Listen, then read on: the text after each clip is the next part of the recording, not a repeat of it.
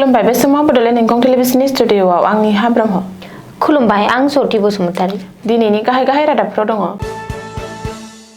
50थि जपादं आन्चलिक माइनाव मेला फोरबोआ सानबानि हाबाफारिजों जागायबाय।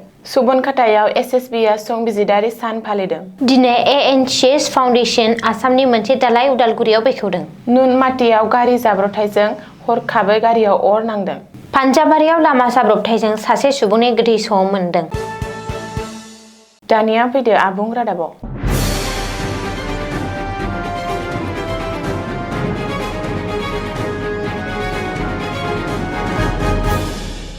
बाक्सा जिल्लानि सिङाव थानाय माइनाव मेला फोथार जपादंआव जपादं आन्चलिक माइनाव मेला फोरबो खुंफुं आफादा 51थि माइनाव मेला फोरबोखौ 26 नभेम्बरनिफ्राय 30 नभेम्बरसिम सानबानि बायदि मेहेरगोनां हाबाफारिफोरनि गेजेरजों खुंफुंनो जागायजेनबाय।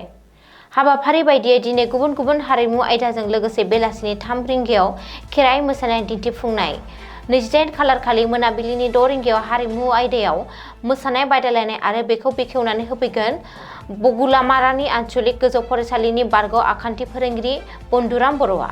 29 खालार खालि फिन हारिमु आयदायाव नैथि खोलोबनि मोसानाय बादायलायनाय, 30 खालार एबा जोबथा सानखालि गुबुन गुबुन हारिमु आयदाजों लोगोसे मोनाबिलिनि 6 रिंगायाव रुंसारि थिरेन बसुमतारीखौ गोसोखां देंखो मोनाबिलिनि खुंफुंगोन आरो बे देंखो मोनाबिलिखौ हाबाफारि बायदियै बेखेवनानै होफैगोन 1 नं मध्यम बाक्सा बुहुमुखि समबाय समितिनि नेहाथारि सतन रामसियारि बिथाङा आरो बे देंखो मोनाबिलियाव जाखांफुनाय मेथाइ रोजाबगिरि इलिसा बर'आ मेथाइ रोजाबफैगोन।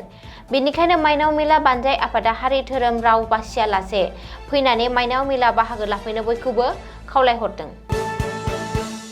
64थि बेटेलियान एसएसबिनि सि कम्पानिनि उत्तर कुसि बादानि फायखिफोरा 64थि बेटेलियान एसएसबिनि मावख'गिरि कमान्डेन्ट श्री आर के तेज कुमारनि दैदेननायाव पीएम श्री जौसिन गेजेर फरायसालि सुबनखातानि फोरोंगिरि आरो फरायसाफोरजों 76थि संबिजिर सानखौ फालिदों।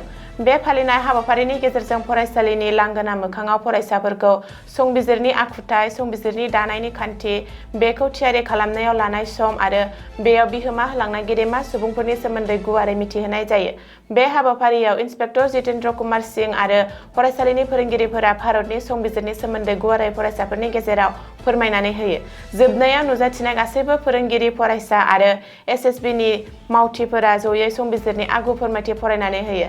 हाबाफारियाव श्रीमती प्रमिला बासुमती लेङाइ गोरायुं, श्रीमती इरिना रामसरे, श्री रमेश तालुकदार, मुस्रि सुशील दास, गुबुन फोरोंगिरिफोर, एसएसबिनि मावफारिया आरो रोजा रोजा फरायसाफोरा नुजाथिदोंमोन।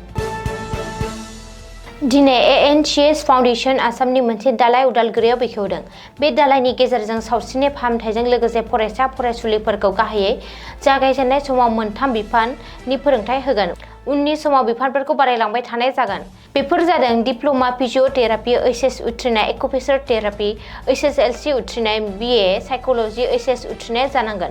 मोनथामबो बिफानखौ अनलाइन आरो अफलाइन मुडआव फरायनो एबा सोलोंथाइ लानो हागोन। प्रेक्टिकेला मिरुआव सप्तासेयाव साननै कम्पालसारि जागोन। क'टेया 100% डिजिटेल जागोन। बेनि अनगायैबो गुबुन गुबुन फाहामसालियाव लांना प्रेक्टिकेल होनाय जागोन। मिरुखौ सामलायगिरि डक्टर हेमन्त कलिताया बुङो दि बे मिरुआव सोलोंथाइ लानाया साफ्रोमबो साख्रि मोनगोन। मानोना जायफोर बिफाननि सोलोंथाइ होगोन बैफोर गासैबो सरकारजों गनायजानाय कर्स बिफान। बे फसंथानखौ बेखेवना होयो बारग' बिएससि लेङाइ गाहाय मावफुं सोद्रोमा प्रदीप कुमार दैमारिया। बे मिरुआव एक्युप्रेशर फिजिअथेरापि, साइकोल'जिनि मदद होनायजों लोगोसे गिबि खेबनि थाखाय उदालगुरि बिटिसि हालामाव हियारिं थेरापिनि फाहामथाय होगोन। बेखायनो बेखेवगिरिजों लोगोसे फसंथानगिरिया बेफोर खाबुखौ ओनसोलनि सुबुंखौ लानो खावलायदों। बे मिरुखौ उदालगुरियाव थानाय बिशाल मार्केटनि उल्था दिगियाव गायसंनाय जादों।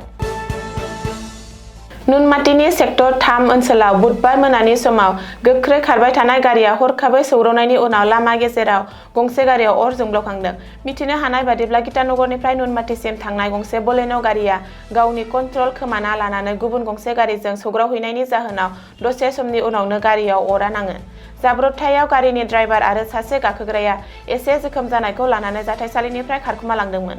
जाथायसालियाव सांग्रां थानाय पुलिसफोरा खामबाय थानाय AS01GJ4410 नम्बरनि गारिखौ थाबैनो खोमोरो आरो उनाव नुनमाटि पुलिस थानासिम लाना थाङो। रिपर्ट बादिब्ला ड्राइभारा जौ लोंनानै गारिखौ गोबां गोख्रैथियाव सालायदोंमोन आरो उनाव गावखौ सामलायनो हास्लाबैयावनो जाब्रबथायजों मोगा-मोगि जानाङो। आथिखालाव पुलिसआ जाथायनि सायाव केस रेजिस्टार खालामना नायबिजिरगासिनो दं। खाफाल मोजांदि बे जाब्रबथायाव रावबो थैयाखै। गुवाहाटी नोगोरमानि पान्जाबारि ओनसोलाव बिस्थिबार फुंनि समाव सासे सिनाय मोनै सुबुंनि गोथै सह बोखांनो मोननाय जादों। सुलुंनिफ्राय मिथिनो मोननाय बायदिब्ला 40 बोसोरसो जानाय जिउ गोमानाय सुबुङा गोसोम गाबनि गस्ला गानदोंमोन। बबेखानि जेबो फोरमायलाइ गैयैनि जाहोनाव दासिमबो सुबुंनि सिनायथिखौ रैखा खालामनो हाथ'वाखै। गामिनि थागिरिफोरा सन्देह खालामनाय बायदिब्ला सुबुङा गोख्रै खारनाय गारिजों सौग्रावनानै जायगायावनो जिउ गोमानानै थादोंमोन। खौरां मोननायनि उनाव पुलिसआ जाथायसालियाव नुजाथिहैनानै नायबिजिरनायखौ जागायो। पुलिसआ बे समाव थैनायनि गुबै जाहोनखौ गोख्रों नायबिजिरगासिनो दं आरो बिनि बागै खौरां मोनोब्ला सुलाद लानो खावलायदों। दिनैनि रादाबा एसेनोसै। गोजोन्थों। गोजोन्थों।